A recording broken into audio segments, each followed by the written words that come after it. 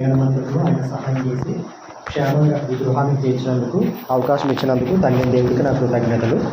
అలాగే ఈ కార్యక్రమాన్ని ఏర్పాటు చేసుకున్న ఎలియమ్మ గారికి, ఇందు గారి కుటుంబానికి, అప్పలరాజు గారికి, వీళ్ళందరికీ ముఖ్యంగా వందనాలండి. Thank you. ఈ కార్యక్రమం పెట్టుకున్న మిమ్మల్ని మనస్ఫూర్తిగా నేను అభినందిస్తున్నాను. అలాగే వారు పెట్టుకున్న ఈ కార్యక్రమానికి వచ్చిన సహోదరి సహోదరులందరికీ వందనాలండి. అలాగే ఇక్కడ సేవ చేస్తున్న అన్నయ్య కుటుంబానికి కూడా వందనాలు. మనకున్న సమయాన్ని బట్టి మనం కొద్ది నిమిషాలు వాక్యాన్ని నేర్చుకున్నాము. ఈరోజు మనం నేర్చుకునే అంశం పేరు రక్షణను గూర్చి దేవుని అభిలాష అనే అంశాన్ని మనం నేర్చుకున్నాం. మనం నేర్చుకునే అంశం పేరు రక్షణను గూర్చి దేవుని అభిలాష. అంటే రక్షణను గూర్చిన దేవుని అభిలాష. అభిలాష అంటే అర్థం ఏంటండి? అభిలాష అంటే కోరిక. అంటే ఈ భూమి మీద అందరూ రక్షించబడాలని ఎవరు కోరుతున్నారు? దేవుడు కోరుతున్నారు. కాబట్టి రక్షణ గూర్చిన దేవుని అభిలాష అని ఈరోజు మన అంశం నేర్చుకుందాం. ఇప్పుడు సహోదరులు చదివిన వచనం అపోస్తలుడైన పౌలు తిమోతికి రాసిన మొదటి పత్రిక 2:4 ఆయన అంటే దేవుడు ఏం కోరుతున్నారంటే మనుషులందరూ రక్షణ పొంది సత్యంను గూర్చిన అనుభవ జ్ఞానం గలవారి ఉండవల్లని ఇచ్చయించుచున్నాడు. అంటే దేవుడు కోరిక ఏంటండి? మనుషులందరూ అంటే మనుషులంటే కేవలం ముకుందపురం గ్రామస్తులేనా? లేకపోతే అప్పలరాజు గారి ఇంట్లో ఉన్న వాళ్ళేనా? కాదండి. దేవుడి చేత సృష్టించబడిన ప్రతి వ్యక్తి, దేవుని పోలికలో దేవుని స్వరూపంలో చేయబడిన ప్రతి వ్యక్తి సొంతగా ఆలోచన విధానం వచ్చినప్పుడు ప్రతి మనిషి ఏం చేస్తున్నాడు? ఇష్టపడి పాపం చేస్తున్నాడు. పాపం చేసే వ్యక్తికి ఏం కావాలండి? రక్షణ కావాలి. అయితే ఆ వ్యక్తి కోరుకోడు రక్షణ. ఈ లోకాన్ని ఎంజాయ్ చేస్తూ బ్రతుకుతుంటాడు. అయితే దేవుని పోలికలో చేయబడిన మనిషి, దేవుని స్వరూపంలో చేయబడిన మనిషి పాపం చేయడం వల్ల ప్రతి మనిషి రక్షించబడాలని ఎవరు కోరుతున్నారని?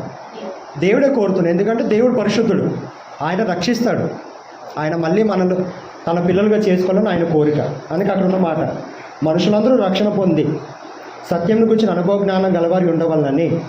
అంటే మనుషులందరూ అంటే ఏ ఒక్క వ్యక్తిని వదిలిపెట్టకూడదని. మనుషులందరూ రక్షణ పొందాలి. రక్షణ పొంది ఏం చేయాలి? సత్యాన్ని గురించిన అనుభవ జ్ఞానం ఉండాలి. అంటే భూమి మీద ప్రతి వ్యక్తి రక్షించబడాలి. యేసు రక్తంలో ఆ వ్యక్తి పాపాలు కడుక్కొని క్రీసంఘంలో చేర్చబడాలి. అప్పుడు ఆ వ్యక్తి రక్షించబడతాడు. అప్పుడు రక్షించబడిన వ్యక్తికి ఏం కలగాలంటే ఏముండాలంటాను? సత్యాన్ని గూర్చిన అనుభవ జ్ఞానం ఉండాలి. అంటే బైబిల్లో ఉన్న ప్రతి విషయం మనకు తెలియాలి. పరలోకం అంటే ఏంటో తెలియాలి, నరకం అంటే ఏంటో తెలియాలి, పరదేశం అంటే ఏంటో తెలియాలి, పాతాళం అంటే ఏంటో తెలియాలి. దేవుడి గురించి పూర్తి అవగాహన ఉండాలి. యేసుప్రభు గురించి పూర్తి అవగాహన ఉండాలి. అంటే దేవుడే యేసుప్రభు కింద రాలేదు, యేసుప్రభు పరిశుద్ధాత్మ కింద రాలేదు. కాబట్టి దేవుని గురించి, యేసుప్రభు గురించి, పరిశుద్ధాత్మ గురించి, దైవ గ్రంథం గురించి, ఆదిగా నుంచి ప్రకటన వరకు అన్ని విషయాలు మనకు తెలియాలి. అంటే భూమి మీద మనం ఎందుకు పుట్టామో, ఎంతకాలం బ్రతుకుతామో, చనిపోయిన తర్వాత ఎక్కడికి వెళ్తామో అన్ని విషయాలు మనకు తెలియాలి. అందుకు దేవుడు కోరుతున్నాడు అది. కాబట్టి ఇక్కడ విషయం ఏంటంటే మనుషులందరూ రక్షణ పొందాలి. రక్షణ పొందిన వ్యక్తి ఏం చేయాలంటాను? సత్యాన్ని కూర్చిన అనుభవం. అంటే మనకు ప్రతి విషయంలో అనుభవం ఉంటుంది కదండి. ఇప్పుడు మీలాంటి పెద్దలు ఉన్నారు. అంటే శ్రీనన్ని వాళ్ళ అమ్మగారు, అమ్మమ్మ గారు, ఇలా పెద్దలు ఉన్నారు. వాళ్ళందరికీ ఏముంటుందండి? చాలా అనుభవం ఉంటుంది మీకు. అప్పుడు మీ అనుభవాలు ఎవరికి చెప్తారు? పిల్లలకి చెప్తారు, మనవరాలకి చెప్తారు. అయితే ఇక్కడున్న అనుభవం దేని గురించి అండి? ఒక వ్యక్తి రక్షించబడిన తర్వాత సత్యాన్ని గురించిన అనుభవం ఆ వ్యక్తికి పూర్తిగా తెలియాలి. అది దేవుడు కోరుతున్నాడు. అంటే ఏ వ్యక్తి నశించడం దేవుడికి ఇష్టం లేదు. ఆ రక్షించబడిన వ్యక్తి ఆ సత్యాన్ని గురించిన అనుభవం కలిగి ఉండాలని దేవుడు ఏం చేస్తున్నాడంటండి? 4వ వచనం చివరిలో ఇచ్చయించుచున్నాడు అంటే కోరుచున్నాడు. దేవుడు ప్రతి మనిషి రక్షించబడి సత్యాన్ని గురించిన అనుభవం కలిగి ఉండాలని కోరుచున్నాడు. ఇంతకు రక్షణ అంటే అర్థం ఏంటంటే మనం గమనిస్తే రక్షణ అంటే ప్రమాదం నుంచి తప్పించబడట. ఇప్పుడు మనిషి ఎన్ని భాగాలండి? మీరు చెప్పండి బద్దు గారు. మనిషి ఎన్ని భాగాలు? 2 భాగాలు. మొదటి భాగం ఏంటి? శరీరం. రెండో భాగం ఆత్మ. శరీరము, ఆత్మ 2 భాగాలుగా దేవుడు మనల్ని నిర్మించాడు అని ఒక 4 వచనాల్లో బైబిల్లో ఉంటుంది అలా. కాబట్టి మనందరం 2 భాగాలు. కాబట్టి మనిషికి భౌతిక రక్షణ అవసరము, ఇంకే రక్షణ అవసరం అండి? ఆత్మీయ రక్షణ అవసరం. ఇప్పుడు భౌతిక రక్షణ ఎప్పుడెప్పుడు మనకు అవసరం అంటే ఒక వ్యక్తి కాలువ పక్కన కానీ సముద్రం పక్కన వెళ్తున్నప్పుడు అనుకోకుండా పడిపోయాడు, కాలు జారి. అప్పుడు ఆ వ్యక్తి ఏమని అరుస్తాడని, రక్షించండి రక్షించండి, హెల్ప్ మీ అని అంటాడు. అంటే ప్రతి వ్యక్తికి ఆ ప్రమాదం నుంచి తప్పించబడాలని ఆ మునిపోయిన వ్యక్తి కోరుకుంటాడు, అంటే ఎవరైనా వచ్చి రక్షించాలని. అలాగే ఇక్కడ కరెంట్ షాక్ కొడుతున్నప్పుడు ఎవరైనా వచ్చి అంటే కొడుతున్నప్పుడు ఏం చేస్తారు, కొంతమంది ఆ ప్రమాదం నుంచి తప్పించబడాలని కోరుతారు. అలాగే యాక్సిడెంట్ గమనించినప్పుడు అది కూడా ప్రమాదమే, దాని నుంచి కూడా తప్పించబడాలని కోరుతారు. ఇది భౌతిక రక్షణ. అలాగే ఆత్మ సంబంధ రక్షణ ఆలోచిస్తే ప్రతి మనిషి పాపం చేయడం వల్ల ఆ వ్యక్తిని దేవుడు ఏం కోరుతున్నాడు అంటే ఆ వ్యక్తి రక్షించబడాలని కోరుతున్నాడు అనేది ఇక్కడ మనం 1 తిమోతి 2:4 మనం గమనించగలం. అలా అంటే అభిలాష అంటే అర్థం ఏంటంటే కోరిక. అంటే అక్కడ ఇచ్చయించుచున్నాడు అనే మాట ఉంది కదండి 2:4. ఇచ్చయించుచున్నాడు అంటే అర్థం ఏంటంటే దేవుడు కోరుచున్నాడు, దేవుడు అభిలాషిస్తున్నాడు. అందుకే బైబిల్లో కొన్ని పదాలు ఉంటాయి, అభిలాష అనే పదం, కోరిక అనే పదం, అలాగే ఆయనకి అభిష్టమాయను, తండ్రికి అభిష్టమాయను అనే పదాలు ఉంటాయి.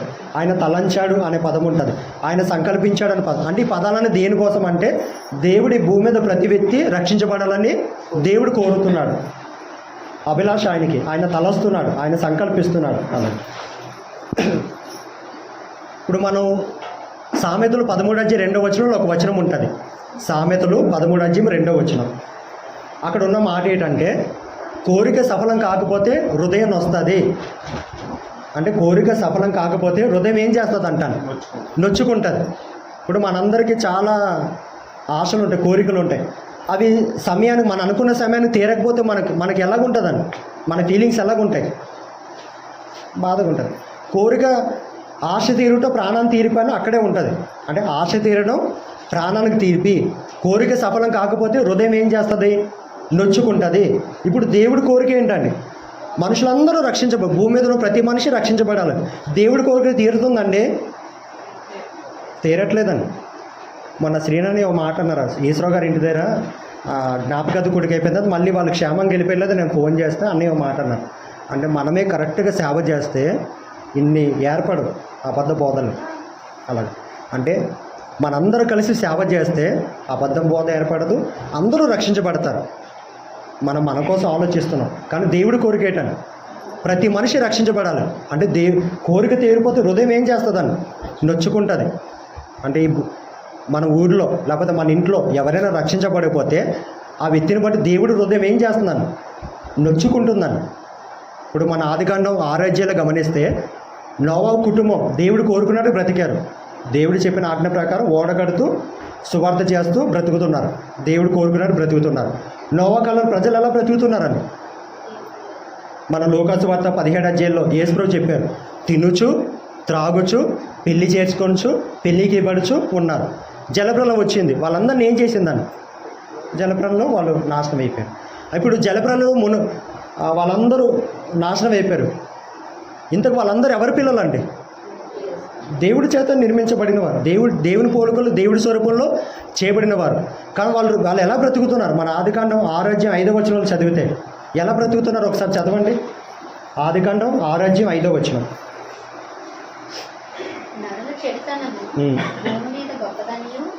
వారి హృదయము యొక్క తలంపుల్లోని ఊహ అంతయు ఎల్లప్పుడూ కేవలము చెడ్డదనియు యెహోవా చూచి తాను భూమి మీద నరులను చేసినందుకు యెహోవా ఏం చేశారని సంతాపం నుండి తన హృదయంలో నొచ్చుకొనెను.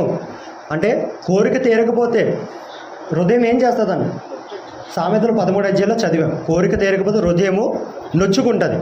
నోవా కాలంలో ప్రజలు రక్షణను లేకపోతే వాళ్ళు ఆత్మీయంగా చనిపోవడం వల్ల దేవుడి హృదయం ఏమైపోయింది, వాళ్ళు చేసిన పాపాన్ని బట్టి యెహోవా తన హృదయంలో సంతాపించాడని, తన హృదయంలో నొచ్చుకున్నాడని.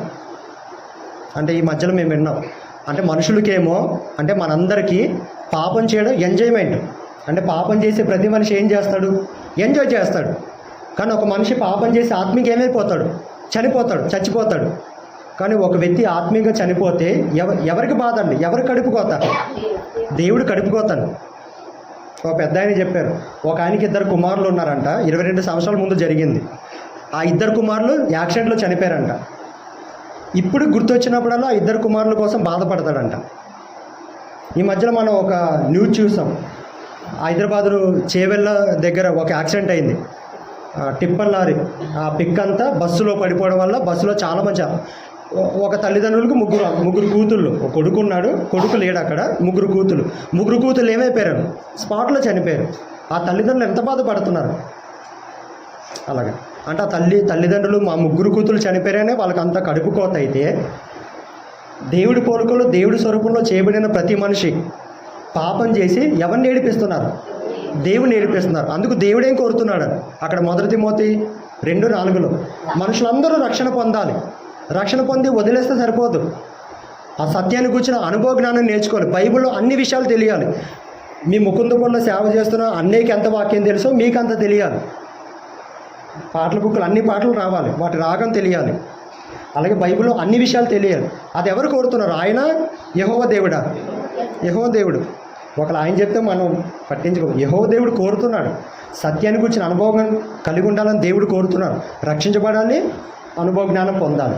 అలాగే ఆదికాండం 6వ అధ్యాయంలో నోవా కాలంలో ప్రజల పాపాన్ని బట్టి దేవుడు తన హృదయాలు ఏం చేశాడని నొచ్చుకున్నాడని. అది ఇంకో వచనం అపోస్తుల కార్యాలు 17వ అధ్యాయము 30-31 వచనాలు చదవండి. అపోస్తుల కార్యాలు 17వ అధ్యాయము 30-31.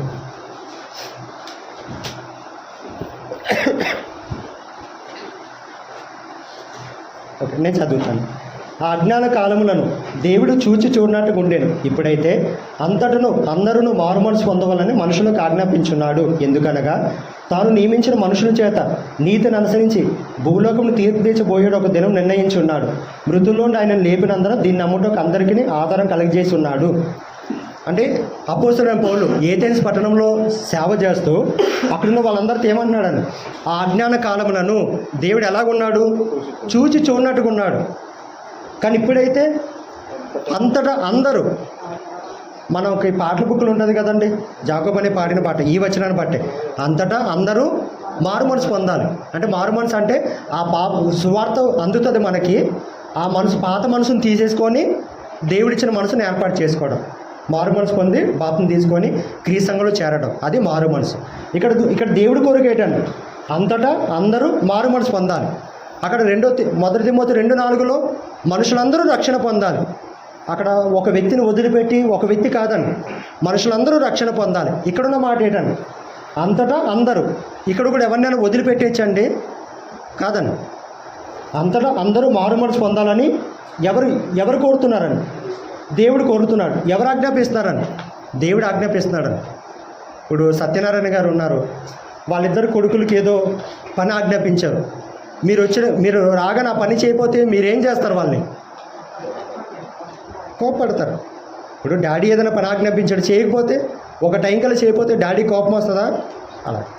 అలాగే దేవుడు ఏమి ఆజ్ఞాపిస్తున్నాడని, అది బ్రతిమలాడడం కాదండి, ఆజ్ఞాపిస్తున్నాడు. ఆజ్ఞాపిస్తున్నాడంటే మనుషులు ఏం చేయాలి? ఖచ్చితంగా మారు మనసు పొందాలి. దేవుడు అని ధిక్కరించకూడదు. ఆదికాండం 2వ అధ్యాయంలో దేవుడు ఒక ఆజ్ఞ ఇచ్చాడు, ఆ పండు తినొద్దని.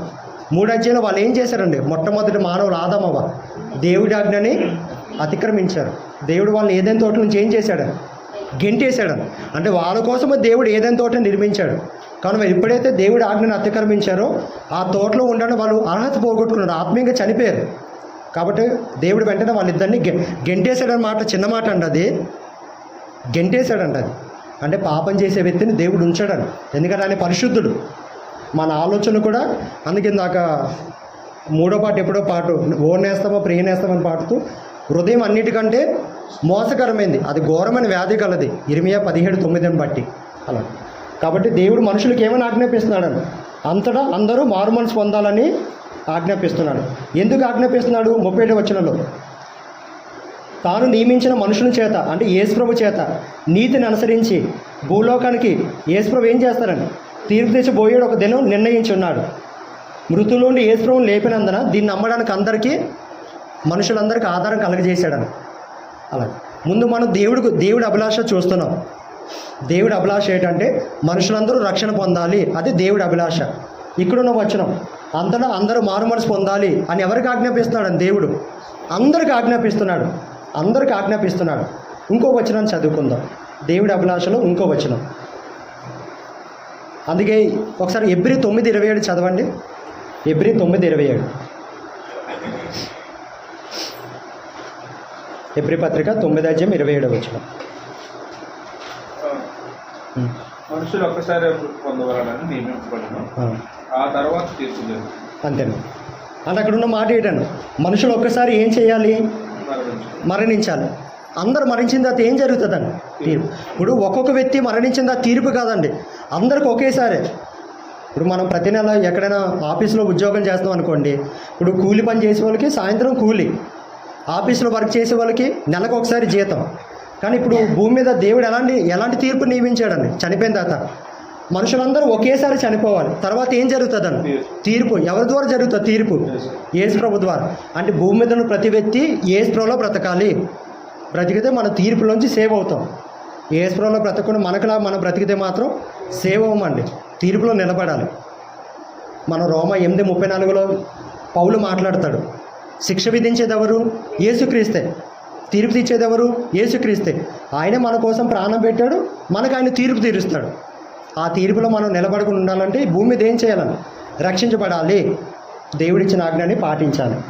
ఓకే, ఇంకో వచనం చదువుకుందాం, దేవుని అభిలాషకు సంబంధించింది రక్షణ విషయంలో. 2 పేతురు పత్రిక 3:9. 2 పేతురు 3:9. 2 పేతురు 3:9. కొందరు ఆలస్యమని ఎంచుకున్నట్లు ప్రభు తన వాగ్దానం గురించి ఆలస్యం చేయవాడు కాడు, కానీ ఎవడు నశింపవలని ఇచ్చింపక అందరూ మారుమనసు పొందవాలని కోరుచు మీ ఎడలో దీర్ఘశాంత గలవాడి ఉన్నాడు.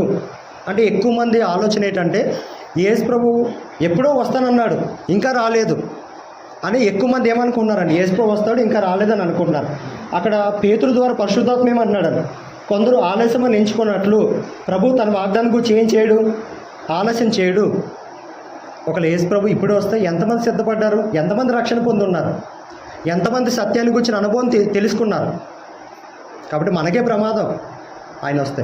సిద్ధపడిన వాళ్ళకి క్షేమం. మనం ప్రకటన గ్రంథం 6 చదివితే బలిపీఠం కింద వధింపబడిన ఆత్మలు ఉన్నాయి. వాళ్ళు అడుగుతున్నారు, నాదా సత్యస్వరూపి ఎందాక తీర్పు తీర్చుకుంటాం, మా నిమిత్తం ఎప్పుడు తీర్పు తీరుస్తాం అని. అప్పుడు ఏమన్నారండి యేసు ప్రభు?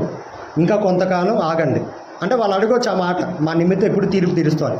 కానీ ఇప్పుడు ఇక్కడ కొంతమంది ఏమనుకున్నారంటే మా తాతలు ముత్తాతల నుంచి చూస్తున్నాం ఏ మాట కోసం? యేసు ప్రభు వస్తాడు ఇంకా రాలేదు, ఇంకెప్పుడు వస్తాడని. మనకు అపోస్తలుల గారు 1 యేసు ప్రభు ఆరోహణ అవుతున్నారు ఓలివ కొండ దగ్గర, పడుకున్న మంది శిష్యులు చూస్తున్నారు. అప్పుడు ఇద్దరు దేవదూతలు ఏమన్నారండి? గలిలీ మనుషులారా, మీరెందుకు ఆకాశం వైపు నిలిచి తేరి చూస్తున్నారు? మనుషు కుమారుడు ఏ రీతిగా పరలోకానికి వెళ్తున్నాడో అదే రీతిగా వస్తాడు. ఎప్పుడో చెప్పారు ఆ మాట, ఇప్పటికి రాలేదు. వస్తాడండి, చెప్పమ్మా గౌరీ, వస్తాడు యేసు ప్రభు, ఖచ్చితంగా వస్తాడు. ఆయన వచ్చేలోపలికి ఏం చేయాలి? ఇక్కడ ఉన్న మాట 2 పేతురు 3:9 ప్రకారం అందరూ మారుమనసు పొందాలి. అందరూ మారుమనసు పొందడానికి దేవుడు యేసు ప్రభువుని ఏం చేయట్లేదని పంపించట్లేదు. అక్కడ ఉన్న మాట, కొందరు ఆలస్యమని ఎంచుకున్నట్లు ప్రభు తన వాగ్దానం గురించి ఆలస్యం చేయవాడు కాడు, ఎవడు నశింపని ఇచ్చింపక. అంటే దేవుడు కోరికేటని మనం భూమి మీద చేస్తున్న పనులు దేవుడు భరిస్తున్నాడు. నోవా కాలంలో ప్రజల్ని ఎంతకాలం భరించాడు దేవుడు? వాళ్ళ కోసం ఎంతకాలం దీర్ఘశాంతి చూపించాడు? 100 సంవత్సరాలు. మనమేమంటాం? ఇప్పుడు మన ఇంట్లో ఎవరైనా భార్య భర్తను కానీ పిల్లలు మనల్ని కానీ ఏమైనా విసిగిస్తుంటే 1 సారి 2 సార్లు 3 సార్లు అవకాశం ఇస్తాం, 4వ సారి ఏం చేస్తాం? నా సహనాన్ని పరీక్షించవద్దు అని అంటాం. కానీ దేవుడు సహనాన్ని దేవుడు సహిస్తున్నాడు మన విషయంలో, ఈ భూమి మీద అందరి విషయంలో, లేకపోతే ఈ గ్రామం విషయంలో. ఎవరైతే రక్షించబడలేదో వారి పట్ల దేవుడు ఏం చేస్తున్నాడు?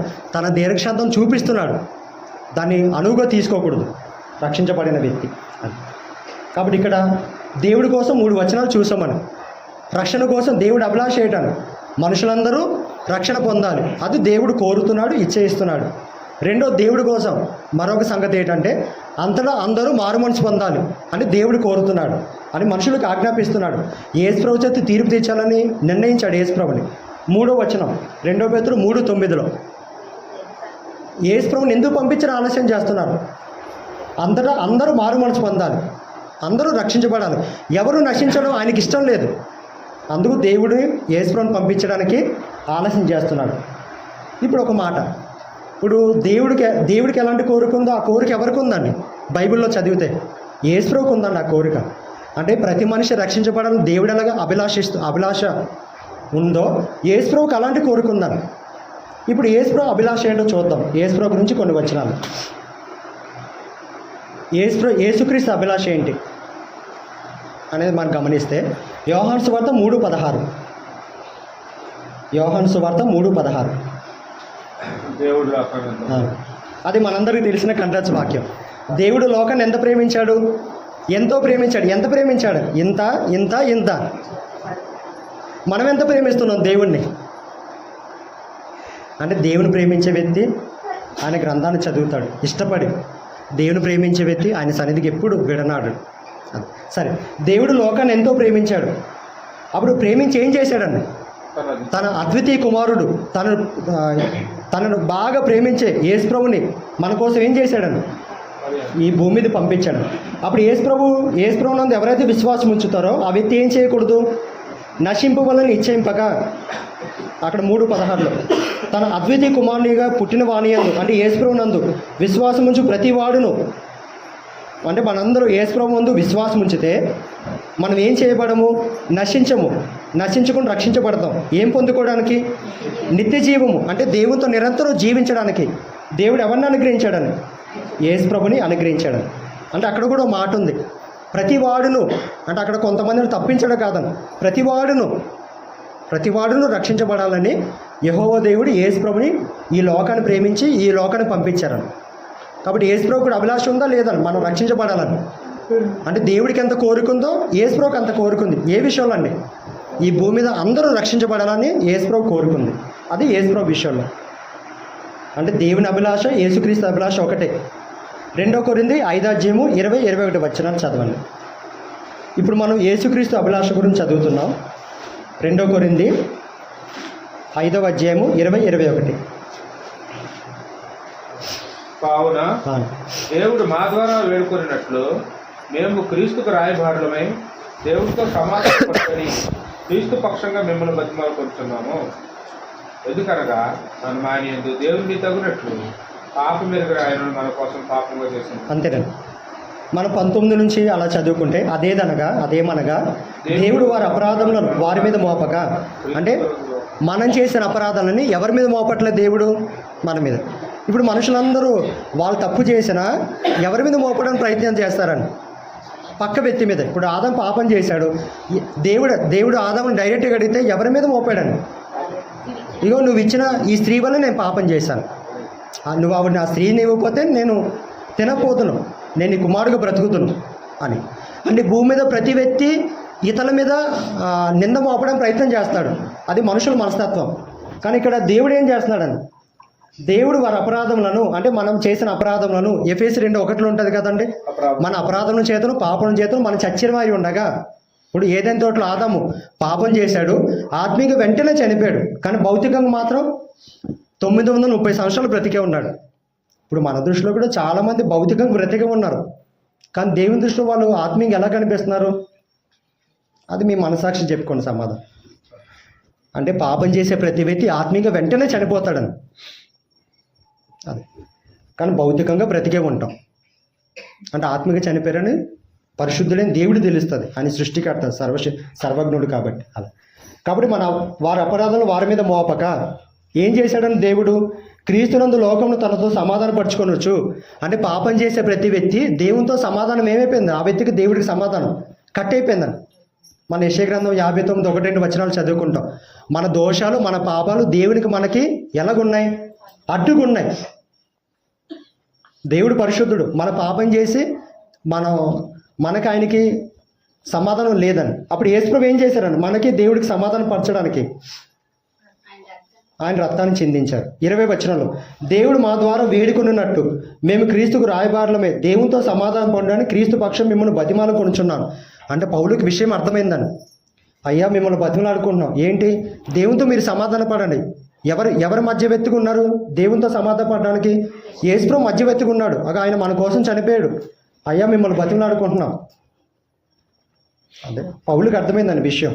అది క్రీస్తు పక్షం మిమ్మల్ని బతిమాల కొనుచున్నాం. ఎందుకనగా మనమాని యందు దేవుని నీతి అగునట్లు, అంటే మనందరూ దేవుని నీతి అగేటట్లుగా పాపం ఎరగని ఆయనను, అంటే యేసుప్రభు ఏ పాపం చేయలేదు. మనం పాట పాడుకుంటాం కదండి, ఏ పాపం ఎరగని యో పావన మూర్తి అనే పాట మన పాటల బుక్లో. అలాగే మొదటి పేతురు 2:21 కూడా ఉంటుంది. ఆయన ఏ పాపం చేయలేదు, ఆయన నోట ఏ కపటం లేదు, ఆయన దూషించలేదు. ఆయన న్యాయంగా తీర్పు తీర్చి దేవునికి తను అప్పగించుకున్నాడు. యోహాను సువార్త 8వ అధ్యాయంలో కూడా ఉంటుంది. యేసుప్రభు అంటాడు అక్కడ ఉన్న యూదులతో, నా యందు పాపం ఉన్నదాన్ని మీరు ఎవడు స్థాపిస్తాడని. అంటే యేసుప్రభు ఏ పాపం చేయలేదు. అలా ఏ పాపం ఎరగని ఆయనని దేవుడు ఏం చేశాడని మన కోసం పాపంగా చేశాడు. అంటే అంకుల్ గారు మాట అంటుంటారు చాలా మీటింగ్స్లో, అంటే యేసుప్రభు పరిశుద్ధుడు. ఆయన సిలువ తీసుకొని మోసుకొని వెళ్తున్నప్పుడు, సిలువలో చనిపోతున్నప్పుడు మనందరం ఆయన ఏమో చాలా పవిత్రంగా ఉన్నాడు, పరిశుద్ధుడు, ఆయన ఏ పాపం చేయలేదు. మనందరి పాపాలు దేవుడు యేసుప్రభుని మోపడం వల్ల మనందరం కలిసి ఏం చేసాం, ఆ కాలువలో, అక్కడ మురికి కాలువ పారుతుంది, ఆ కాలువ ఒక్కొక్క అంటే మీ హిందూ గారు ఒక బకెట్ నీళ్ళు తీసుకొని ఎవరి మీద వేశారు? యేసుప్రభు మీద. ఎలియమ్మ ఆంటీ గారు మీరు మురికి నీళ్ళు బకెట్ నీళ్ళు తీసుకొని ఎవరి మీద వేశారు? యేసుప్రభు మీద. అలా మనందరం ఒక్కొక్క మురికి నీళ్ళు తీసుకొని ఎవరి మీద వేస్తాం? అంటే ఆయన మురికి అయిపోయాడు, మనం ఏమైపోయాం? పరిశుద్ధం అయిపోయాం. అదండి యేసుప్రభు త్యాగం. అంటే దేవుడికి ఎంత కోరుకుందో మనం రక్షించబడాలని, యేసుప్రభుకి అంత కోరుకుందని. మనకు ఉండాలేదో అది 3వ పాయింట్లో చూద్దాం తర్వాత విషయం అది. కాబట్టి మనందరూ దేవునితో సమాధాన పడాలని యేసుప్రభు రక్తాన్ని చిందించారు. కొలస 1:19-20 వచనాలు. కొలస పత్రిక 1వ అధ్యాయం 19-20 వచనాలు. యేసుక్రీస్తు అభిలాష గురించి మనం చూస్తున్నాం. చదవండి 5:20-21. 1వ అధ్యాయం 20-21.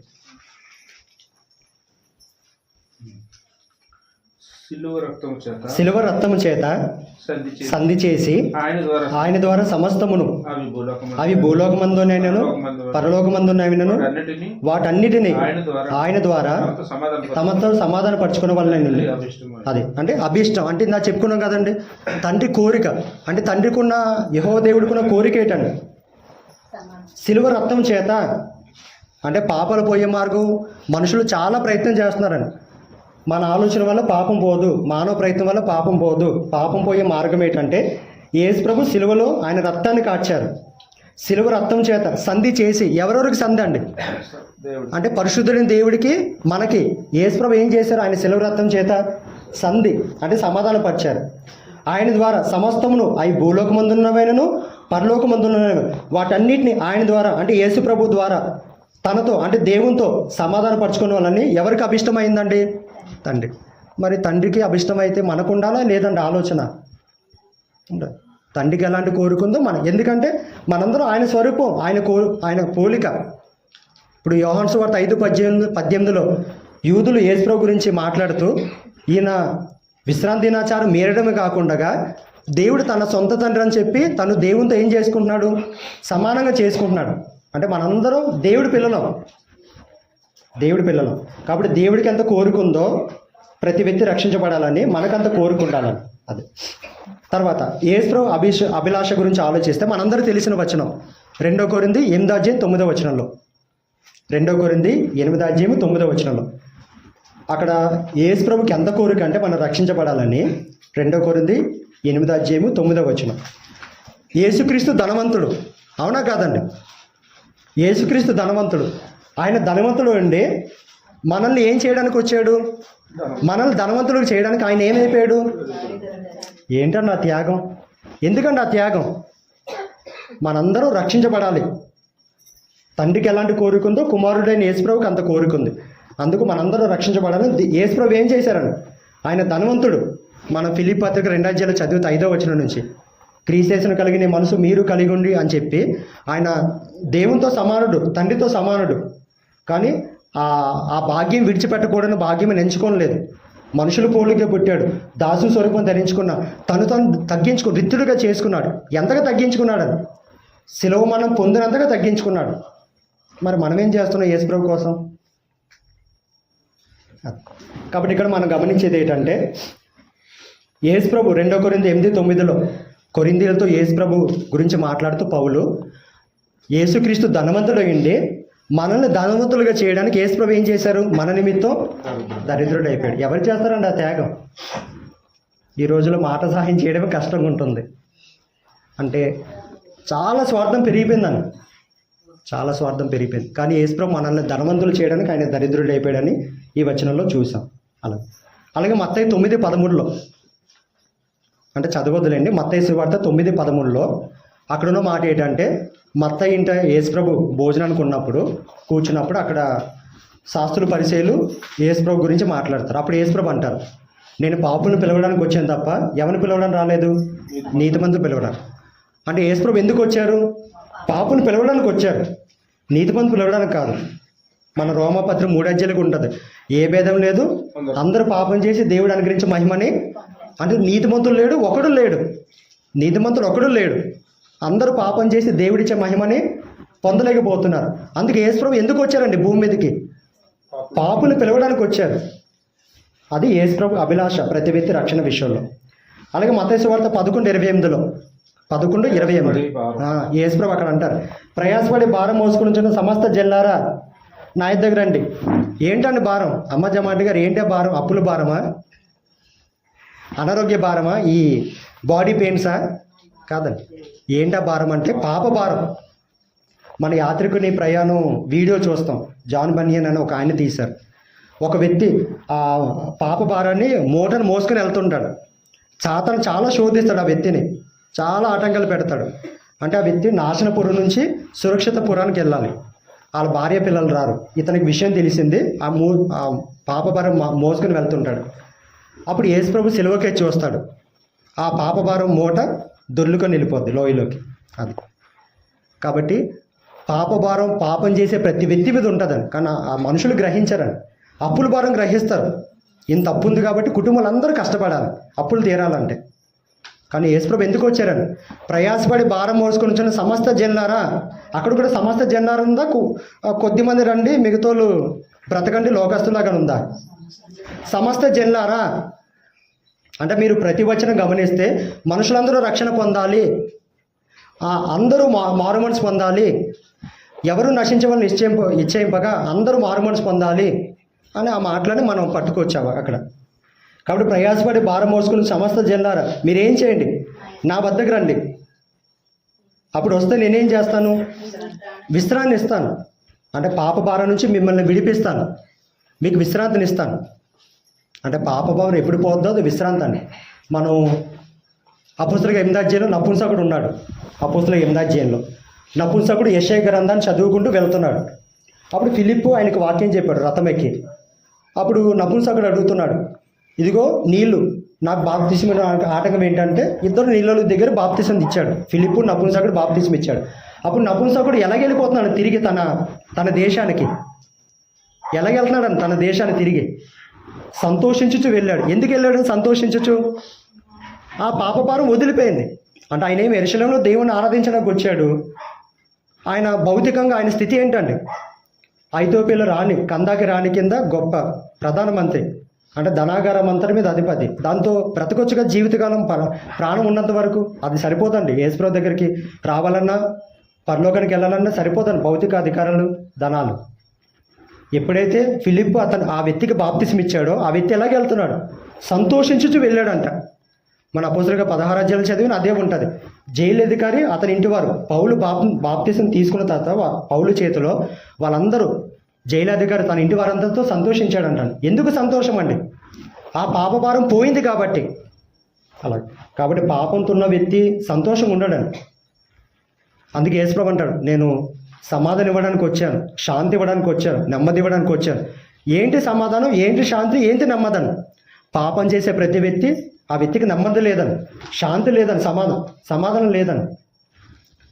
నేను ఒక దగ్గర చదివాను, జీతం బాగుంటే జీవితం బాగుంటుందని. అంటే జీతం బాగుంటే నెలంతా జీవితం బాగుంటుందని. అప్పుడు నాకు తెలిసిన ఒక వ్యక్తి, మా ఇంటి పక్కన ఒక వ్యక్తి అన్నాడు, అది కాదు పాస్టర్ గారు, సిటీల్లో జీతం ఎక్కువ వస్తున్నా వాళ్ళకి ప్రశాంతత ఉండదు, పల్లెటూరులో బాగుంటుంది. ఈ మధ్యలో మీ నుంచి కూడా విన్నాను అన్నమాట. అలాగే అంటే ఎంత జీతం వస్తున్నా టెన్షన్స్ ఎక్కువ ఉంటాయి వాళ్ళకి, అక్కడ ఆ ప్రాంతాల్లో ఉంటున్న వాళ్ళకి, ఉద్యోగం చేసేవాళ్ళకి. కానీ ఎప్పుడైతే పాపభారం పోతుందో ఆ వ్యక్తికి ఏం కలుగుతుందని? నెమ్మది కలుగుతుందని, ప్రశాంతత కలుగుతుందని, శాంతి కలుగుతుందని. ప్రశాంత బ్రతుకుతాడు ఆ వ్యక్తి. అలా బైబిల్లో చాలామంది ఉన్నారు కొత్త నిబంధనలు మనం చదివితే. కాబట్టి మనం యేసు ప్రభు అభిలాష గురించి చదువుతున్నాం. ఒకసారి అపోస్తుల గారు 22:16 చదవండి. అపోస్తుల గారు 22:16. అక్కడ అననీయ అనే వ్యక్తి పౌలుతో మాట్లాడుతున్న మాట. 22:16 అపోస్తుల కార్యాలు. కనుక నీవు తడుచేటి ఎందుకు లేచి ఆయన నామమును ప్రార్థన చేసి బాప్తిజం పొంది నీ పాపమును కడిగేసుకోమని చెప్పాను. అంతేనండి. అంటే పౌలు ఇశ్రాయేలు తన సహోదరులతో మాట్లాడుతూ, బంధించబడ్డాడు ఆయన, సహోదరులతో మాట్లాడుతూ అంతకుముందు జరిగిన 9 అధ్యాయులు జరిగిన విషయాలు చెప్తున్నాడండి. అప్పుడు అననీయ వచ్చి పౌలుతో ఏమని చెప్పాడంట అండి, నువ్వు తడువు చేయటం ఎందుకు అంటే రక్షించబడే విషయంలో ఏం చేయకూడదండి, లేట్ చేయకూడదు, తడువు చేయకూడదు, లేట్ చేయకూడదండి. నువ్వు తడువు చేయటం ఎందుకు, లేచి ఆయన నామం బట్టి అంటే యేసుప్రభు నామాన్ని బట్టి ఏం చేసి ప్రార్థన చేసి బాప్తిసం పొంది నీ పాపాలు కడిగి వేసుకో. అమ్మ గౌరీ, కడిగి వేసుకో అనే పదం దేనికి వాడతారు? ఇప్పుడు మన పిల్లలు ఏదైనా అంటరాంది అంటుకున్నారు అనుకోండి, ఆ చేతి వచ్చి ఇంట్లోకి వచ్చి వంటగదిలోకి వచ్చి భోజనం చేస్తుంటే మీరేమంటారు? ఫస్ట్ ముందు కాలు చేతులు కడుక్కుంటారా, ఆ మురికి చేతు తినొద్దు. ఇది కరోనా కాలంలో ఎక్కువ మనం ఎదుర్కొన్నాం. కాబట్టి కడిగేసుకునే పదం దేన్ని అంటారంటే అసహ్యాన్ని అంటారండి. ఇప్పుడు పాపం ఏంటండి? అసహ్యము. ఎవరికి అసహ్యం అండి? దేవుడికి అసహ్యం. ఇంకెవరికి అసహ్యం అండి? యేసుప్రభుకి అసహ్యం. అలాగే కాబట్టి యేసుప్రభు అభిలాష ఏంటంటే ప్రతి వ్యక్తి రక్షించబడాలి. కాబట్టి ఇక్కడ అననీయ పౌలుతో అన్నాడు, సౌల సహోదరుడా నువ్వెందుకు తడువు చేస్తున్నావు? లేచి ప్రార్థన చేసి బాప్తిసం పొంది నీ పాపాలు ఏం చేయి, కడిగేసుకో. అంటే భౌతికంగా మనం ఏ విషయంలో తడువు చేయమండి, అవునా కాదండి? భౌతికంగా ఏ విషయంలో తడువు చేయమండి. ఇప్పుడు సంవత్సరానికి 3 బండలని ప్రభుత్వం ప్రకటిస్తే ఎంతమంది ఇంకా తడువు చేస్తారండి ఆ విషయంలో? ఇప్పుడు మీకు 60 సంవత్సరాలు వచ్చి పెన్షన్ పెట్టుకోవాలంటే ఎవరైనా తడువు చేస్తారండి? ఎప్పుడు ఉంటామో ఎప్పుడు వెళ్ళిపోతామో తెలీదు. కాబట్టి ప్రభుత్వం మనకు ఆఫర్ ఇచ్చినప్పుడు మనం ఏం చేస్తాం, దాన్ని కాగితాలన్నీ తిరుగుతుంటాం అలాగా, ఆ మీ సేవ కానీ అక్కడ పంచాయతీ కానీ. అంటే భౌతికంగా ఏ విషయంలో తడువు చేయమండి. మనకి ఆ మెసేజ్ అందడం లాస్ట్ తరువాయి, కానీ మనం మాత్రం ప్రతిదానికి స్పందిస్తాం భౌతిక విషయాలు. అలాగే చదువు విషయంలో గమనిస్తే పిల్లలు 1 సంవత్సరం వెనకబడితే, ఇప్పుడు చదువులో ఒక అబ్బాయి సంవత్సరం లేట్ అయిపోతే, 1 సంవత్సరం వెనకబడితే అందరూ ఏమంటారు? టీచర్స్ కానీ అమ్మ నాన్న కానీ వాడి జీవితం నాశనం అయిపోయింది అంటారు. ఇప్పుడు 10th క్లాస్ చదివే విద్యార్థి ఈ సంవత్సరం చదివి మళ్ళీ వచ్చే సంవత్సరంలో మళ్ళీ 10th క్లాస్ చదివితే ఏమంటారు అని అందరూ? జీవితం నాశనం అయిపోయింది అంటారు. అలాగే కానీ ఇక్కడ మనం గమనిస్తే 10th క్లాసు మరొక సంవత్సరం చదవవలసి వస్తే వీడి జీవితం నాశనం అయిపోయిందని చాలామంది అంటారు. అలాగే ఇంటర్ ఫస్ట్ ఇయర్ మళ్ళీ వచ్చే సంవత్సరం, ఇదే ఫస్ట్ ఇయర్ మళ్ళీ వచ్చే సంవత్సరం చదివితే ఎక్కువ మంది సలహా ఇచ్చేయటాను. ఏమైనా సలహా ఇస్తారని, ఇప్పుడైనా బాగా చదువు అని ఆ వ్యక్తికి ఏదో సలహాలు ఇస్తుంటారు అలా. కానీ రక్షణ విషయంలో మాత్రం ఎక్కువ మంది నిర్లక్ష్యం ఏంటంటే తడువు చేస్తుంటారని, ఆలస్యం చేస్తుంటారు. అంటే పాపం తీసుకునేది ఆలస్యం చేయకూడదని, తడువు చేయకూడదు అని అననీయ ద్వారా పౌలుతో మాట్లాడారండి. అది ఇప్పుడు ఉదాహరణ మనం గమనిస్తే మనుషులు ఒక రక్షణ విషయంలో తప్ప భౌతిక పనులు అన్నీ త్వరగా చేసుకోవడానికి కోరుతారండి. అంటే ఒక రక్షణ విషయంలో తప్ప భౌతిక పనులన్నీ లేట్ అయిపోవాలా, త్వరగా అయిపోవాలా? ఉదాహరణ చెప్తాను నేను. ఇప్పుడు మీరే ఉన్నారమ్మా, మీరు ఎవరికో రీఛార్జ్ చేయమని డబ్బులు పంపించారు, మీకు బ్యాలెన్స్ అయిపోయి రీఛార్జ్ చేయమని. ఒక 5 నిమిషాలు మెసేజ్ వస్తుంది, రీఛార్జ్ చేస్తామన్నారు. 5 నిమిషాలు 10 నిమిషాలు ఇంకా అవ్వలేదు, మెసేజ్ రాలేదు. అప్పుడు మీరు ఫోన్ చేసి ఏమడుగుతారు? ఇదే 10 నిమిషాలు మెసేజ్ వస్తుంది అన్నారు కదా, ఇంకా అవ్వలేదు ఏంటి అంటే అక్కడ కూడా ఏమైపోవాలి? త్వరగా అయిపోవాలి. కానీ రక్షణ విషయంలో మాత్రం, పాపాలు కడిగేసుకునే విషయంలో మాత్రం చాలా లేటు. అది దేవుడి మనస్తత్వం కాదండి అది. ఇప్పుడు యవనస్తులు ఎలా ఆలోచిస్తారంటే, యవనస్తుల ఆలోచన రక్షించబడే విషయంలో యవనస్తుల ఆలోచన ఏంటంటే రక్షణ పొందడానికి ఇంకా టైం ఉంది అనుకుంటారని. అంటే రక్షణ పొందడానికి మాకు ఇంకా టైం ఉంది, చదువుకోవాలి, ఉద్యోగంలో స్థిరపడిన తర్వాత రక్షించబడతామంటారు. ఉద్యోగం చేసే వ్యక్తిని అడిగామనుకోండి రక్షించబడమని, పాపం తీసుకోమని, ఆ వ్యక్తి ఏమంటాడు? రిటైర్మెంట్ అయిన తర్వాత మేము పాపం తీసుకుంటాం అంటారు. రిటైర్మెంట్ అయిపోయిన తర్వాత ఎవరినైనా అడిగామనుకో వాళ్ళు ఏమంటారు? మాకు బాడీ సహకరించట్లేదండి, ఈ వయసులో ఇంకేంటి, ఇంకా దేవుడు ఇప్పటి వరకు సహించాడు కాబట్టి ఇక ముందు కూడా ఇలాగ బ్రతికేస్తాం, తీసుకోకుండా అంటారు. మరి ఎప్పుడు తీసుకుంటారు బాప్తీసం? అలా అంటే చాలామంది చాలా కారణాలు చెప్తారండి పాపాలు కడిగి వేసుకోవడానికి. భౌతికంగా ఏ విషయంలో మనం తడువు చేయం, కానీ పాపాలు కడిగి వేసుకునే విషయంలో మాత్రం అబ్బాయి పెళ్ళి అవ్వాలి, అబ్బాయికి ఉద్యోగం రావాలి, పెళ్ళి అవ్వాలి, మనవడు పుట్టాలి, అలా ఏవో కారణాలు చెప్తే ఇల్లు పూర్తి అయిపోవాలి. అవన్నీ అయిన తర్వాత మనం ఉంటాము భూమి మీద. అది కాబట్టి రక్షించబడే విషయంలో తడువు చేయకూడదు మనకి. అందుకే మనం ఇక్కడ చాలామంది రక్షించబడిన వాళ్ళు ఉన్నాం. మనం ప్రతి ఒక్కరు ఒక మాట చెప్పాలని, అది గుర్తుపెట్టుకుని. ఏంటి ఆ మాట అంటే, మనం ప్రతి వ్యక్తికి చెప్పవలసిన మాట ఏంటంటే, నువ్వు ప్రమాదాలు ఉన్నావు అని చెప్పాలని. ఇప్పుడు మీ ఇంట్లో ఎవరైనా రక్షించబడలేదు అనుకోండి, ఆ వ్యక్తికి మీరు చెప్పాలండి. ఇప్పుడు మీ ఇంట్లో వాళ్ళకి మీరే బాగా చెప్పగలరు, బయట వాళ్ళు చెప్పగలరు, అంత చనువు ఉండదు. కాబట్టి రక్షించబడిన ప్రతి వ్యక్తికి, పాపను కొనసాగుతున్న ప్రతి వ్యక్తికి ఏమని చెప్పాలండి ఒక మాట, నువ్వు ప్రమాదాలు ఉన్నావు. ఏంటా ప్రమాదం? పాపం అనే ప్రమాదాలు ఉన్నావు అని ప్రతి వ్యక్తికి ప్రమాదాలు ఉన్నావని చెప్పాలని. నేను ఇలా కొంతమందికి మెసేజ్ పెట్టేవాడిని, అంటే నేను అది విన్న తర్వాత మెసేజ్ పెట్టాను కొంత అన్యులకి. అలాగే అపోస్తలుల గారు 3:26 మనం చదివితే, అపోస్తలుల గారు 3:26 అక్కడున్న మాట ఏంటంటే, యేసుప్రభు ఎందుకు వచ్చాడు? అక్కడ 3:26 పేతురు యోహాను ప్రసంగం చేస్తూ యేసుప్రభు ఎందుకు వచ్చారంటే, మన అప్పులు తీర్చడానికి కాదు, మన రోగాలు కుదిర్చడానికి కాదు, మనకు స్వస్థత కాదు. అంటే ఎక్కువ మంది యేసుప్రభుని ఎందుకు నమ్ముకోవాలంటే ఏమి చెప్తారంటే, నీ అప్పులు తీరిపోతే నీకు స్వస్థత కలుగుతుంది, నీకు పెళ్ళి అయిపోద్ది, నీకు పిల్లలు కలుగుతారు, నీకే సమస్య ఉండదు. అది కాదండి.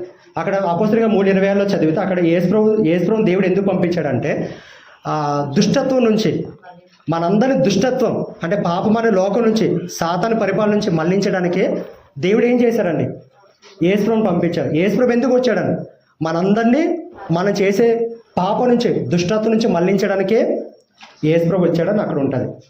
అలాగే అపోస్తలుల గారు 26:16-18 అపోస్తలుల గారు 26:16-18 మనం చదివితే అక్కడ పౌలుని యేసుప్రభు సువార్త పంపిస్తూ ఓ మాట అన్నాడండి. ఏంటా మాట అంటే, వారు చీకటిలోంచి, చీకటి అంటే ఏదండి? చీకటి అంటే మనమేమనుకుంటాం, కరెంటు, భౌతికంగా లోకం ఏమనుకుంటారు, కరెంటు పోవడం రావడం అనుకుంటాం. అది కాదని చీకటి, పాపం అనే చీకటి. చీకటిలోంచి ఎక్కడికి రావాలి? వెలుగులోకి రావాలి. ఎలాంటి వెలుగు? ఆశ్చర్యకరమైన వెలుగది. ఇంకెక్కడ ఉన్నారు వాళ్ళు? సాతాను చేత పరిపాలించబడుతున్నారు. సాతాను అధికారం నుంచి ఎక్కడికి రావాలి? దేవుని వైపునకు రావాలి. వారు కళ్ళు తెరవడానికి ఏ కళ్ళు? భౌతిక నేత్రాలు, మనోనేత్రాలు. మన 2 కొరింథీ 4:4 చదివితే, యుగ సంబంధ దేవత అవిశ్వాసులని మనోనేత్రాలకు ఏం కలిగజేశాడు? గురిడితనం. అప్పుడు ఎఫెసీ 1:15 సువార్త మనోనేత్రాలు ఏం చేస్తుంది? వెలిగిస్తుంది. ఇక్కడ పౌలుకి పని ఏంటండి, మనోనేత్రాలు మూసిపోయిన, పాపం చేస్తున్న ప్రతి వ్యక్తికి మనోనేత్రాలు మూసిపోయి ఆ మనోనేత్రాలు వెలిగించడానికి యేసుప్రభు పౌలుని పంపించారండి సువార్త పని. ఇప్పుడు మా అందరి పని అదేనండి, సేవ చేసే మా అందరి పని అదేనండి. అలా కాబట్టి ఆ ప్రాణం పెట్టి యేసుప్రభు మనకి జీవాన్ని ఇచ్చారు. ఇప్పటివరకు యేసుప్రభు గురించి చూసాం. చివరిగా మన గురించి ఆలోచించి ముగించుకుందాం. మన గురించి దేవుడి అభిలాష చూసాము, 3 వచనాలు. యేసుప్రభు అభిలాష, ప్రతి వ్యక్తి రక్షించబడాలని యేసుప్రభు ఆయన ప్రాణం పెట్టి మనకు జీవాన్ని ఇచ్చారు. ఇప్పుడు తోటి సహోదరుల పట్ల, తోటి మానవుల పట్ల మన అభిలాష ఏంటి? తోటి మానవుల పట్ల మన అభిలాష ఏంటి అని మనం గమనిస్తే, విశ్వాస ఎలా ఆలోచిస్తాడో బైబిల్లో కొన్ని ఉదాహరణలు చూద్దామండి. అంటే ఒక వ్యక్తి రక్షించబడడానికి విశ్వాసం ఎలా ఆలోచిస్తాడు అనేది ఆలోచిద్దాం. ఇప్పుడు ఉదాహరణ, నోవాహు ఉన్నాడు. నోవాహుకు దేవుడు చెప్పాడు ఓడ కట్టమని. ఎన్ని సంవత్సరాలు కట్టాడు ఓడ?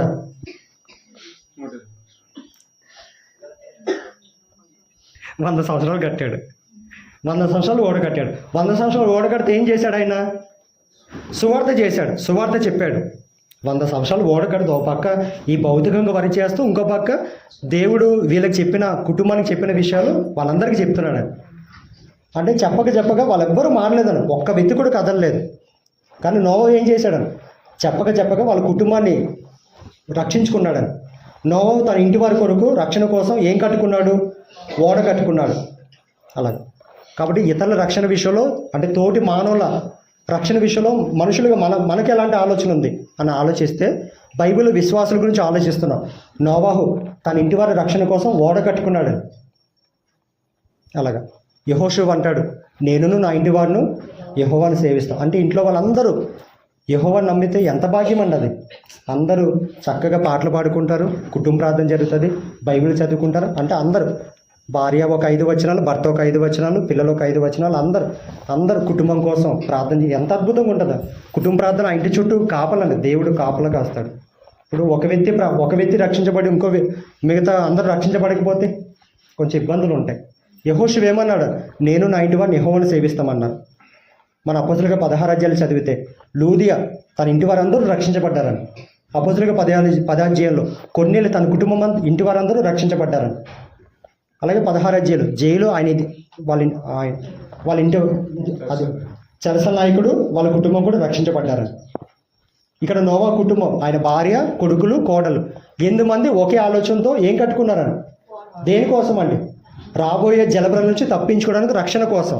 ఇప్పుడు మన రక్షణ కోసం మనం ఏం చేస్తున్నాం అనేది మనం ఒకసారి ఆలోచిద్దాం. అలాగే తోటి మానవుల పట్ల మన అభిలాష ఎలాగుండాలో ఇంకొక విశ్వాస దగ్గర ఆలోచిద్దాం. అబ్రహాం ఉదాహరణ. ముందు నోవాహు, రెండోది అబ్రహాం. నోవా కాలంలో ఇందాక చెప్పుకున్న నోవా కాలంలో వాళ్ళ ప్రజల్ని ఎంతకాలం సహించాడు దేవుడు, వాళ్ళ విషయంలో ఎంతకాలం దీర్ఘశాంతం చూపించాడు? 100 సంవత్సరాలు దీర్ఘశాంతం. అంటే ఆయనకున్న దీర్ఘశాంతం మనకు ఉండాలి. ఏ విషయంలో అండి? మనం చాలామంది ఏమనుకుంటామంటే, ఈ వ్యక్తికి ఒకసారి 2 సార్లు 3 సార్లు చెప్పాం, ఇంకెందుకులే ఈ వ్యక్తి మారడని మనమే అమ్మో ఆ వ్యక్తి నుదుటి మీద మనకు కనిపిస్తుందేమో, మరి ఈ వ్యక్తి మారడు వదిలేస్తాం, మనం వదలకూడదని. మన ప్రాణం పోయే వరకు చెప్తూ ఉండాలి ఆ వ్యక్తి రక్షించబడ్డానికి. దేవుడు నోవా కాలంలో ప్రజలు వదిలేశాడండి చెప్పకుండా. 100 సంవత్సరాలు దీర్ఘశాంతం చూపించి వాళ్ళు మారేటట్టుగా వాళ్ళకి చెప్పాడు. 100 సంవత్సరాలు టైం అయిపోయింది, వాళ్ళు మారలేదు. ఆయన ఉగ్రతకి లోనైపోయారు నోవా కాలంలో ప్రజలు. అలాగే ఇప్పుడు మనం ఉదాహరణ గమనిస్తే యేసు ప్రభుని కొత్త నిబంధన కాలంలో పంపించారు, అంటే మలాకి తర్వాత. యేసు ప్రభు ఆదాము నుంచి మలాకి వరకు, అంటే ఆదికాండం నుంచి మలాకి వరకు ఎంతకాలం దీర్ఘశాంతం చూపించాడని ప్రతి మనిషి పాపం విషయంలో 4000 సంవత్సరాలు దీర్ఘశాంతం చూపించాడని. ఎన్ని సంవత్సరాలు అండి? 4000 సంవత్సరాలు దీర్ఘశాంతం చూపించాడు. కాబట్టి తోటి మానవుడు రక్షించబడడానికి మనం కూడా ఆ వ్యక్తి విషయంలో దీర్ఘశాంతం చూపించాలని. ఒకసారి 2 సార్లు చెప్పి ఈ వ్యక్తి మారడని మనం తీర్పు తెచ్చేయకూడదని. ఎందుకంటే మన విషయంలో ఎంత దీర్ఘశాంతం చూపిస్తున్నాడో తోటి మనిషి విషయంలో మనం అంత దీర్ఘశాంతం చూపించాలి. అలాగే అబ్రహాం గురించి గమనిస్తే, అబ్రహాం లోతు గురించి విజ్ఞాపన చేస్తున్నాడు ఆదికాండం 18 అధ్యాయంలో. దేవుడే అబ్రహాంకు చెప్పాడు, ఇలాగా సొదొమ గొమొర్రా పట్టణం నాశనం చేస్తున్నాను. అప్పుడు అబ్రహాము దేవుడితో మాట్లాడుతున్నాడు. ఎలా మాట్లాడాడు? ఎలా స్టార్ట్ చేశాడు? ఒకళ్ళు అక్కడ 50 మంది ఉంటే, ఎవరంటే 50 మంది అండి? నీతిమంతులు 50 మంది నీతిమంతులు ఉంటే ఆ పట్టణాన్ని నాశనం చేస్తామంటే దేవుడు ఏమన్నాడు? నాకు ఆ పట్టణంలో 50 మంది ఉంటే నాశనం చేయను అన్నాడు. ఒకళ్ళ 50 మందిలో 45 మంది ఉంటే, అంటే 5 తగ్గితే నాశనం చేయను. ఒకళ్ళు 40 మంది ఉంటే నాశనం చేయను. ఒకళ్ళు 30 మంది ఉంటే నాశనం చేయను. ఒక 20 మంది ఉంటే, ఒకళ్ళు 10 మంది ఉంటే. అలా అంటే తన బంధువుని రక్షించుకోవడానికి అబ్రహాం ఎంత విజ్ఞాపనం చేశాడు దేవుడి దగ్గర. మనం విజ్ఞాపనం చేస్తున్నామా? నా అదే భౌతికంగా ఏదైనా మన ఇంట్లో వాళ్ళ సమస్యలతో ఉంటే వాటి కోసమే ప్రార్థన చేస్తున్నామా? మన ఇంట్లో ఎవరైనా రక్షణ లేకపోతే దేవుడు ఉగ్రత కింద ఉంటే వాళ్ళ రక్షణ కోసం అబ్రహాము లోతు గురించి విజ్ఞాపనం చేసినట్టు చేస్తున్నామా అనేది ఒకసారి ఆలోచిద్దామండి. ఇప్పుడు మేము సేవ చేస్తున్నాం, మాకు అలాంటి ఆలోచన ఉంటుందండి. ఎందుకంటే మేము అలా వాక్యం నేర్చుకున్నాం. అంటే మాతో అంతమైపోకూడదు. మాకు అందిన వాక్యం మాకు తెలిసిన వాళ్ళందరికీ అందించాలి. ఎవ్వరు యేసు ప్రభు ఉగ్రత కిందకు రాకూడదు. మనం మొదటి దశ 4 అధ్యాయాలు చదివితే మనం రక్షించబడ్డానికే పిలువబడ్డాం తప్ప ఉగ్రత పాల్గొనడానికి పిలువబడలేదంటాను. అది కాబట్టి అబ్రహాము లోతు విషయంలో దేవుని ఎలా బతిమలాడాడని, 50 నుంచి ఎక్కడికి వచ్చాడని, 10 వరకు వచ్చాడని. కానీ అక్కడ దురదృష్టమైన 10 మంది కూడా లేరని. లోతు కుటుంబం ఉంది. అది కానీ అబ్రహాం లాగా మనం కూడా మన బంధువుల విషయంలో ఆలోచించాలి, మన రక్షణ విషయంలో. అలాగే 3వ ఉదాహరణ పౌలు గురించి ఆలోచిస్తే, పౌలు గురించి అపోస్తలుల 9వ అధ్యాయం రోమపత్రిక 9వ అధ్యాయంలో పౌలు ఏం చేశాడని, ఇశ్రాయేలు తన సహోదరులు రక్షించబడాలని వాళ్ళ విషయంలో అభిలాష ఉందని, వాళ్ళ విషయంలో కోరిక ఉందని. అంటే యేసు ప్రభుకి క్రీస్తుకు దూరమే శాపగ్రస్తుని అయిపోతున్నాను. ఎవరిని రక్షించుకోవడానికి? నా సహోదరులైన ఇశ్రాయేలు. అంటే ఆయన కూడా బెన్యామీను గోత్రికుడు. అంటే పౌలు తన తోటి సహోదరుల్ని, తన రక్త సంబంధులను రక్షించుకోవడానికి క్రీస్తుకు వేరే ఏమైపోతాను? శాపగ్రస్తుడు ఇష్టపడుతున్నాడని. మనమేం త్యాగం చేస్తున్నాం మన తాలూకాలను రక్షించుకోవడానికి? ఇప్పుడు మనం కూడా మన ఆత్మీయంగా బ్రతుకుతున్నాం. మనకు సంబంధించిన వాళ్ళు పాపలు ఉన్నారు, సాతాను చేత పరిపాలించబడుతున్నారు. వాళ్ళతో కలిసి మనం అన్నీ చేస్తుంటే వాళ్ళు ఎప్పుడు కదిలించబడరు, వాళ్ళు ఎప్పుడు రక్షించబడరు. మనం ప్రత్యేకంగా జీవిస్తేనే వాళ్ళలో కదిలికి వస్తుందని. ఇప్పుడు యేసు ప్రభు మనం మత్తయి సువార్త 4 అధ్యాయాలు చదివితే ఆయన వెలుగు జబులోను ప్రాంతంలో తిరుగుతున్నప్పుడు, జబులోను ప్రాంతంలో వెళ్తున్నప్పుడు ఆ ప్రాంతం అంతా ఏమైపోయిందంట, ఆ ప్రజలంతా గొప్ప వెలుగు చూశారంటాం. యేసు ప్రభు వెలుగు మనల్ని వెలిగించారు. మనం ఏం చేయాలని, మనం లోకంతో కలిసి ఉన్నామనుకోండి ఎప్పుడు వాళ్ళు రక్షించబడ్డు. మనం ప్రత్యేకం బ్రతకాలని, అప్పుడు వాళ్ళలో కదిలికి వస్తుంది. అలాగే కాబట్టి తోటి మనుషుల పట్ల మన అభిలాష ఎలాగుందో ఆలోచించాలి. అలాగే 4వ ఉదాహరణ గమనిస్తే పౌలు గురించే, ఇంకో 2-3 చెప్పి నేను ముగించేస్తాను. పౌలు గురించే మన అపోస్తుల గారు 26, 27, 29 వచనాలు మనం గమనిస్తే, అపోస్తుల కార్యాలు 26, 27, 29 వచనాలు. అక్కడేమో అగ్రిపరాజు తీర్పు తీరుస్తున్నాడు. ఖైదీగా ఎవరు ఉన్నారంటే అపోస్తులైన పౌలు. వీళ్ళిద్దరు ఎవరంటే అగ్రిపేమో అన్నయ్య సంతానం అంటే ఎదోమీయుడు, పౌలు ఎవరంటే తమ్ముడు సంతానం అంటే అన్నయ్య సంతానం దగ్గర తమ్ముడు సంతానం. పౌలు తీర్పు తెచ్చబో ఎందుకు పౌలు చేసిన తప్పు ఏంటంటే ఆయన యేసు ప్రభువుతో ఖైదీగా ఉన్నాడు. అప్పుడు పౌలు చాలా విషయాలు చెప్పి ఓ మాట అన్నాడు. ఏంటా మాట అంటే, అన్నీ చెప్పిన తర్వాత అప్పుడు అగ్రిప రాజు అంటున్నాడు, ఇంత సులభంగా నన్ను క్రైస్తవం చేయచూచున్నావే అంటే పౌలు ఆలోచన ఏంటండి, నాకు తీర్పు తెచ్చే రాజు కూడా ఏమైపోవాలి, రక్షణ కావాలి, ఆయన కూడా రక్షించబడాలి. అంటే పౌలేమో బందీగా ఉన్నాడు. ఇప్పుడు మీరే ఉన్నారు, మీకు ఏదైనా కష్టంలో ఉన్నప్పుడు మీకు వచ్చిన కష్టం ఎవరికైనా వచ్చి మీరు వాళ్ళ దగ్గరకు వచ్చి అంటే ఆ వ్యక్తి మీ దగ్గరకు వచ్చి సహాయం చేయమంటే ఏమంటారు, ఉండమ్మా నా కష్టమే నేను తీర్చు, నా బరువు నేను మొయ్యలేకపోతున్నాను అని అంటాం. కానీ పౌలు బాధలో ఉన్నాడు. తీర్పు తీర్చే రాజు గురించి ఏమని కోరుతున్నాడు పౌలు, అగ్రిప రాజు కూడా రక్షించబడాలి, అలాంటి కోరుకుందని మనకి. అలాగే అంటే పౌలుకి ఆ అనుభవం ఉందండి. కాబట్టి పౌలు ఎంత సేవ చేస్తున్నా ప్రతి ప్రాంతంలో ఎన్ని దెబ్బలు తింటున్నా యేసుప్రభు నిమిత్తం సువార్త మాత్రం ఆపలేదని. మన ఈకోనే ప్రాంతంలో చదివితే అపోస్తలుగా 14 అధ్యాయం లుస్త్రా ప్రాంతంలో రాళ్ళతో కొట్టేసి ఈడ్చుకుంటూ వెళ్ళిపోయారంటాను, చనిపోయాడు అనుకున్నారంటాను. కానీ ఆయన బ్రతికి మళ్ళీ ఈకోనేకి వెళ్ళిపోయాడు లుస్త్రా నుంచి సేవ చేయడానికి. అంటే పౌలుకి అర్థమైంది, ఎందుకంటే దేవుడు కూడా మనసు ఏంటండి, ప్రతి వ్యక్తి రక్షించబడాలి, అది దేవుడి అభిలాష. యేసుప్రభుకున్న ఆలోచన ఏంటండి, ప్రతి వ్యక్తి రక్షించబడడానికి యేసుప్రభు ప్రాణం పెట్టాడు. పౌలుకున్న ఆసక్తి ఏంటని, సువార్త చేయాలి. అందుకే ఫిలిప్ 1:21 అంటాడు, నా మట్టుకైతే బ్రతుకుడు క్రీస్తే, బ్రతికితే ఇంకా యేసుప్రభు గురించి చాలా ప్రాంతాల్లో చెప్తాను, చనిపోతే ఎవరి దగ్గరికి వెళ్తాను, నేను ఎవరి కోసం బ్రతుకు ఆయన దగ్గరికి వెళ్తాను, ఆయన చెంతను ఉంటాను. అంటే అలాంటి తీర్మానం మనకు ఉండాలండి. మనం ఎందుకు బ్రతుకుతున్నాం మనకు క్లారిటీ లేకపోతే, అప్పులు తీర్చడానికే బ్రతుకుతుంటే కాదండి. మనం రక్షించబడడం, మన రక్షణలో కొనసాగాలి, అనేక మందిని రక్షించాలి. అది నోవాకుంది ఆలోచన, అబ్రాహాముకుంది ఆలోచన, అలాగే పౌలుకుంది ఆలోచన. అలాగే చివరి మాట ఏంటంటే హెచ్చరిక. ఈ పాఠానికి ముగింపు ఏంటంటే హెచ్చరిక. ఏంటా హెచ్చరిక అంటే, ఇంత మనం చదువుకున్న వచనమే అపోస్తలుల గారు 17, 30, 31 వచనాలు. అక్కడ పౌలు మాట్లాడుతూ మనుషులందరికీ తీర్పు జరుగుతుంది అంటాను. అమ్మ ఉందా లేదా తీర్పు? ఇప్పుడు భూమి మీద బైబిల్లో చాలా తీర్పులు జరిగాయి. నోవా కాలంలో, ఆదాం కాలంలో, ఇశ్రాయేల్ కాలంలో చాలా తీర్పులు జరిగాయి, అన్యులకేటి దేవుని పిల్లలకి. కానీ లాస్ట్ తీర్పు ఉంది. ఏంటి ఆ తీర్పు? అంత్య తీర్పు.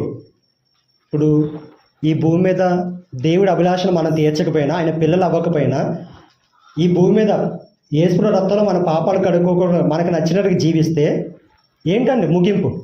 తీర్పు ఉందని. ఆ తీర్పులో మనం నిలబడుకుని ఉండాలంటే ఖచ్చితంగా ఈ భూమి మీద ఉన్నప్పుడు మనం రక్షించబడాలి.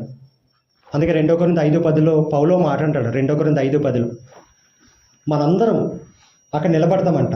అంటే మన దేహంతో చేసిన వాటి నిమిత్తము ఆ మంచి పనులు అవ్వచ్చు, చెడ్డ పనులు అవ్వచ్చు, మన దేహంతో చేసిన వాటన్నిటికీ లెక్క చెప్పడానికి ఎక్కడ నిలబడాలి?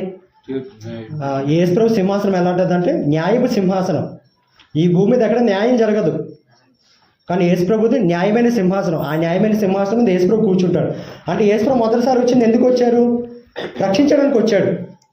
రెండోసారి వస్తారు, భూమి మీద రాదు, మధ్యాకాశానికి వస్తారు. ఎందుకు వస్తారంటే తీర్పు తీర్చడానికి వస్తారు. రెండోసారి వచ్చింది రక్షించడానికి కాదండి, 1000 ఏళ్ళు పరిపాలన చేయడానికి కాదు. రెండోసారి వచ్చేది ఎవరైతే సిద్ధపడ్డారో, ఎవరైతే యేసుప్రభులో బ్రతుకుతున్నారో వాళ్ళని రక్షించడానికి, తీసుకెళ్ళడానికి వస్తారు. అంటే క్రీస్తు సంఘాన్ని తీసుకెళ్ళడానికి యేసుప్రభు వరుడుగా వస్తాడు. మనం రెడీగా ఉండాలని.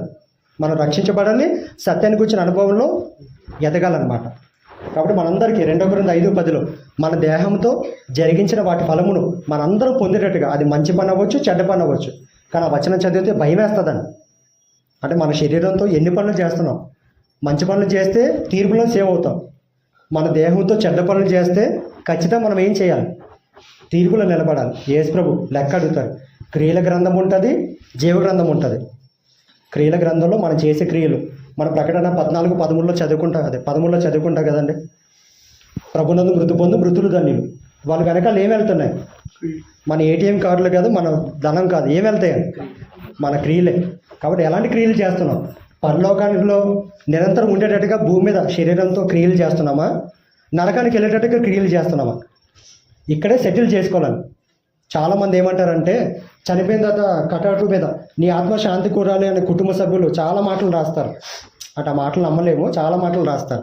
అంటే చనిపోయిన తర్వాత ఆత్మకు శాంతే ఉండదని. ఇక్కడే సెటిల్ చేసుకోవాలి. దేవుడు అభిలాష ఏంటండి?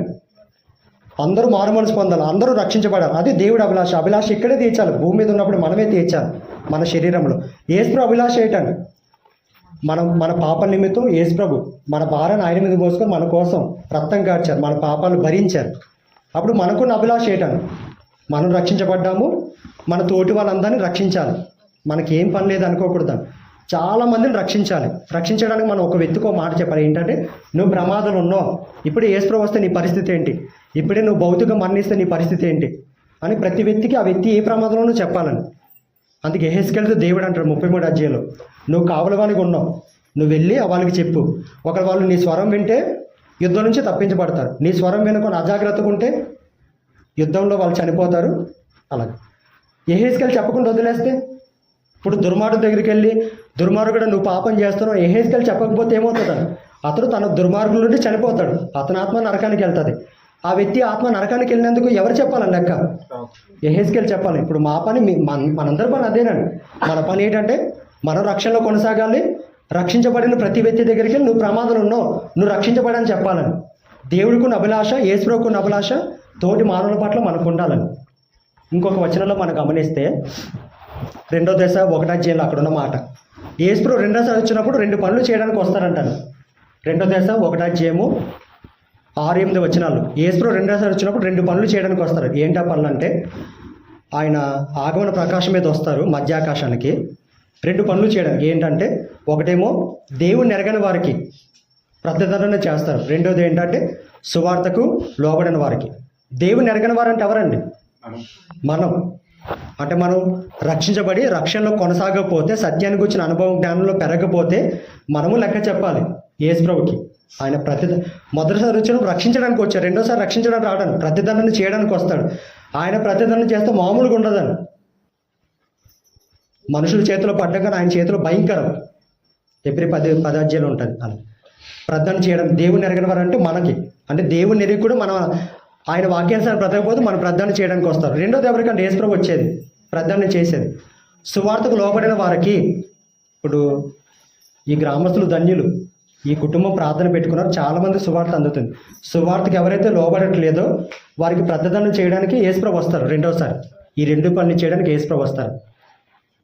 మన ఆదికాండం 9 అధ్యాయాలు గమనిస్తే, మనం ప్రతి వ్యక్తి రక్తం, ప్రతి సహోదరుని రక్తం నిమిత్తం మనం ఏం చేయాలి? లెక్క చెప్పాలి. మనం రక్షణలో కొనసాగాలి. అలాగే ప్రతి వ్యక్తి రక్షించబడేటట్టుగా మనం ఏం చేయాలండి? సువార్త చేయాలి. ఏంటంటే మనం ఈరోజు చెప్పుకున్న అంశం, మనుషులందరూ, అంటే నేను అడిగి నేనే చెప్పేస్తున్నాను, మనుషులందరూ రక్షణ పొందాలని ఎవరి అభిలాష? దేవుడి అభిలాష. అంతటా అందరూ మారుమనసు పొందాలని ఎవరు ఆజ్ఞాపిస్తున్నారు? దేవుడు. ఎవరు నశించకూడదు అని యేసు ప్రభువుని పంపించే విషయంలో ఎవరు ఆలస్యం చేస్తున్నారు? దేవుడు. అదే దేవుడి అభిలాష ఒక వ్యక్తి రక్షణ విషయంలో. అప్పుడు యేసు ప్రభు అభిలాష ఏంటండి? మనందరి కోసం ఆయన భూమి మీదకి వచ్చారు. ధనవంతుడు అండి మన కోసం దరిద్రుడై ప్రాణం పెట్టాడు. పాపులు పిలవడానికి యేసు ప్రభు వచ్చాడు. అలాగే ప్రయాసపడి భారం సమస్త జనం పిలవడానికి, అంటే మన పాప భారాన్ని ఎవరి మీద వేసేయాలి? మన మీద వేసుకుంటే మనకు కష్టం, మొయ్యలేం. యేసు ప్రభు మీద వేయాలి. అప్పుడు మనం తేలిక అయిపోతాం. పాపం తీసుకుని మనం తేలిక అయిపోతాం. సరే, దేవుడికి అభిలాష ఉంది ప్రతి వ్యక్తి రక్షించబడాలని, యేసు ప్రభుకి అభిలాష ఉంది, ప్రాణం పెట్టారు మన కోసం. అప్పుడు తోటి మానవుల పట్ల మన అభిలాష ఏంటని? ఉదయం వెళ్ళి సాయంత్రం వచ్చేద్దాం పనికి వెళ్ళి ఏం చేద్దాం? మనం సువార్త చేద్దాం. మన ఇళ్ళ దగ్గర ప్రార్థనలు పెట్టి మనందరికీ ఇరువుపరికి అందరికి సువార్త అందేటట్టు చేద్దాం.